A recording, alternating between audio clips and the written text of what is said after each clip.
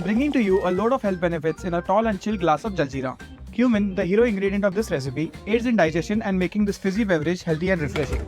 Start with dry roasting cumin, black pepper powder, amchur powder, hing, kala namak, ginger powder and salt. Toast everything till it's fragrant and set aside to cool.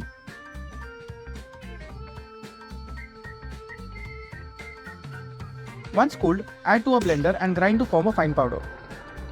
Store this powder in an airtight container so you can use it in the future as well. Now in a clean blender, add fresh coriander, ginger, green chilies, sugar, ice cubes and a little water along with salt to taste.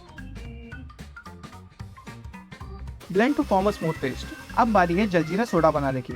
एक बड़े से glass में डालें बर्फ, थोड़ा सा coriander chilli paste, jaljeera powder, juice of half a lemon and top it off with chilled soda.